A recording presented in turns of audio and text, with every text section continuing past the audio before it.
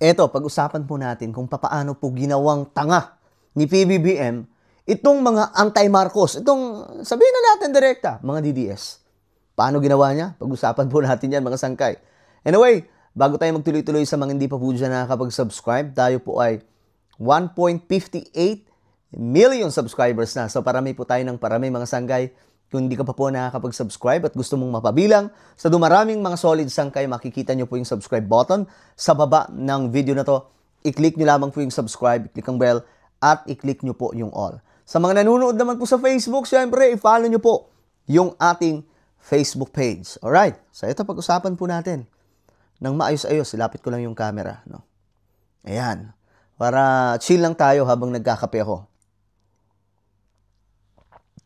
Ngayon kasi, eto, mayroon pong post na kumakalat ngayon, isang video ni PBBM.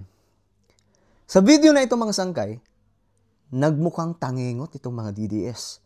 Pakinggan nyo mabuti ha, malalim itong sinasabi ni BBM pero hindi po naintindihan ito ng mga DDS. Pakinggan po ninyo. Problema dito sa tinatawag nating climate change Ang problema dito sa tinatawag nating climate change ay talaga hindi lamang na mas mabigat ang bagsak ng ulan ngayon. Hindi lamang basta mabigat ang bagsak ng ulan ngayon. Kung hindi, ay hindi na sumusunod sa dating schedule. Yan mga sangkay ang pinagtatawanan nila. Bakit daw? Ba't sinabi daw ni BBM yun? Tanga ba siya? Hindi na daw sumusunod sa tamang schedule itong mga bagyo. Ngayon, tawang-tawa yung mga DDS. Alam niyo kapag bobo, hindi po talaga maiintindihan ito eh. Mamaya, ipapaliwanag ko po sa inyo mga sangkay. Bagyo. Nung alala na siguro, naalala pa natin na mag-umpisa ang bagyo, uulan-ulan na mga Hulyo. Pero darating na yung bagyo, pero Agosto, tapos na. Kaya yun lagi yung nakasanayan natin. Ngayon, ay iba na kung kailan-kailan dumadating ang ulan at pagdating ng bagyo, sabay-sabay ng dadatingan at napakalakas ang pagbagsak. Kaya naman kailangan talaga natin bantayan ng mabuti at alalayan ng mabuti.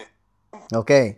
So yun ay statement ni PBBM na yun din po ang sinasabi ng science. Kung tatanungin nyo yung mga eksperto, yun din po ang kanilang sasabihin. Kung i-research nyo sa Google, yun din po ang sasabihin ng Google.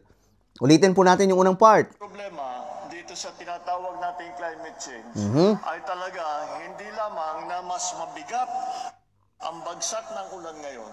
Kung hindi, ay hindi na sumusunod sa dating schedule. Hindi na sumusunod sa dating schedule. Ngayon, tawang-tawa yung mga DDS dyan.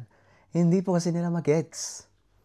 Alam nyo, ganito lang yan. Para lagyan po natin ng laman ng utak ng mga DDS na hindi po nagigets ang ganong kalalim na statement. Ang climate change ngayon, malala. Isipin nyo, way back 90s, ako batang 90s, isang millennial, kung babalikan po natin noon mga sangkay, yung mga bagyo, nababasa po yan ng mga eksperto. Pag sinabi nila, ang bagyong ito ay tatama sa ganitong oras, saktong oras, tatama yan. Pag sinabi nila, ang bagyong ito, tatama sa ganitong lugar at ganito siya kalakas, signal number 2, signal number 3. Kung ano ang signal, yun din po yung lakas. Pero ngayon, hindi na po ganun. Halimbawa, mga sangkay, sa Metro Manila, sa bagyong Uwan, sinabi sa weather forecast, ang signal sa Metro Manila ay signal number 3. Pero yung tumama sa Metro Manila, kakaunti lamang ang damage. May kaunting hangin, medyo malakas yung hangin, pero hindi ganun kagrabe ang ulan. Mga sangkay. 'Di ba?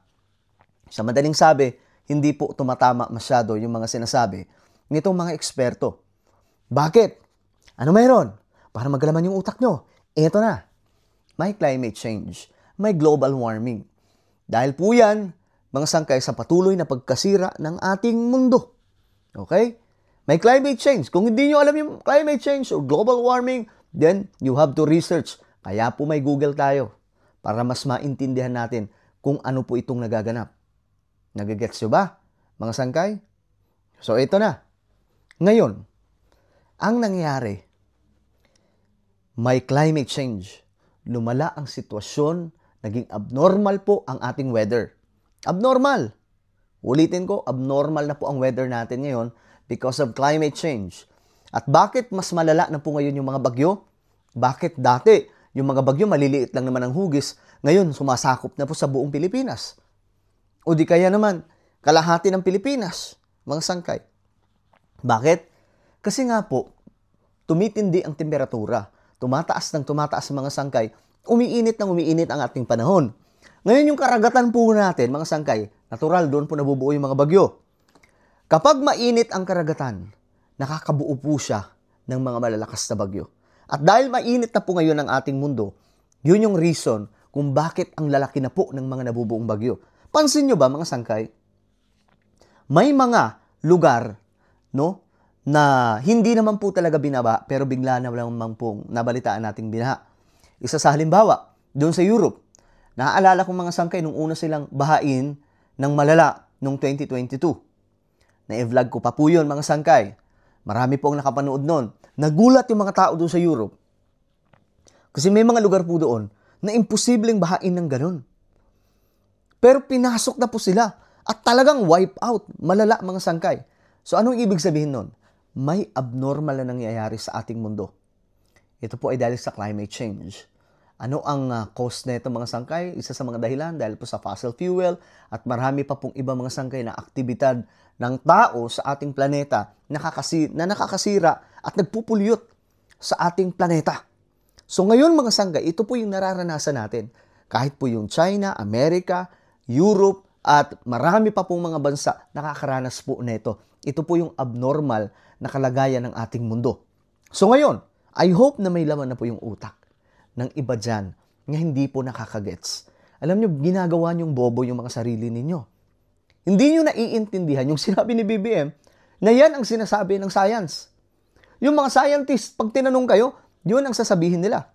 Abnormal na ang mga bagyo ngayon. Abnormal na ang kalagayan ng ating mundo. Kaya yung mga bagyo, kita nyo, mga sangkay, hindi na po tumatama ng sakto kung anong sinasabi ng mga update regarding po sa mga typhoon or hurricane.